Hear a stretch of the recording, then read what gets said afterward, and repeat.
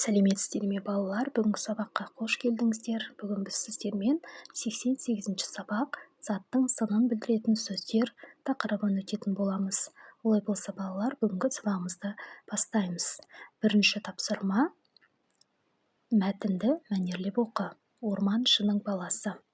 Орман шының баласы бір шыбықты сындырмақшы болады. Сол кезде ол ағаштардың әңгімесін естиді. Аққайың айтыпты: мен өскенде бесік боламын, кішкентай бөбекті тербетемін. Теректің жас шыбығы: мен өскенде ойыншық боламын, балаларды ойнатамын, дейді. Қарағай: мен үлкен үй боламын, депті шаттана. Ал мен кім болам, депті сонда бала. Сен ағаш шебері бол, депті оған ағаштар. Жарайды, деп шыбықтарды сындырмапты. Сол бала өскенде ағаш шебері болыпты. Балалар, мәтіннің авторы Мәлике Әбдірашева.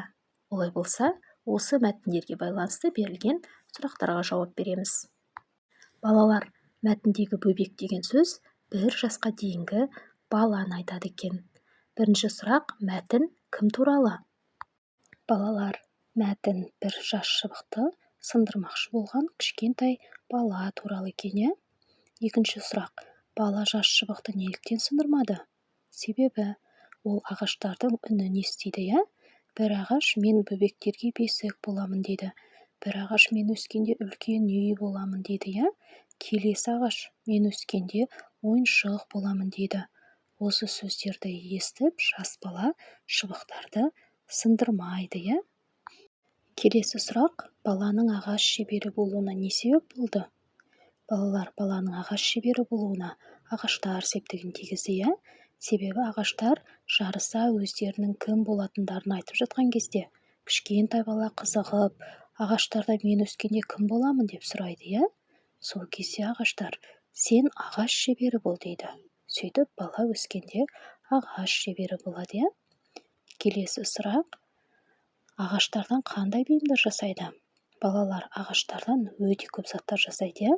Мысалы, ойыншықтар, үйге пайдаланатын бұйымдар, тіпті сіздердің жазып жүрген дәптерлеріңізде осы ағаштардан жасалады екен. Келесі сұрақ: мәтіндегі заттың сынын білдіретін сөздерді тап, оларға сұрақ қой, дейді. Балалар, мәтіндегі заттың сынын білдіретін сөздер мына сөйлемде кездеседі. Теректің жас шыбығы: мен үлкен үй боламын. Балалар, осы сөйлемдердегі жас және үлкен деген сөздер заттың сынын білдіріп тұр. Қандай деген сұраққа жауап береді екен. Теректің жас шыбығы: қандай шыбығы? Жас шыбығы. Мен үлкен үй боламын.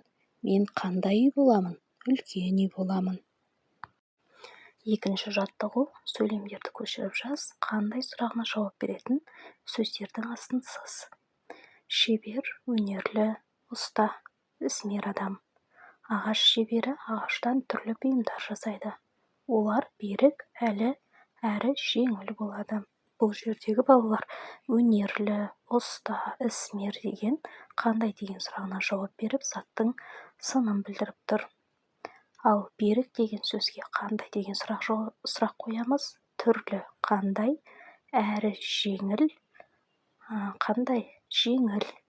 Осындай сұрақтар қойылады екен.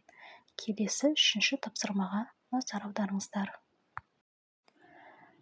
3-ші жаттығу: жаңылтпашты тыңда, жаттап ал.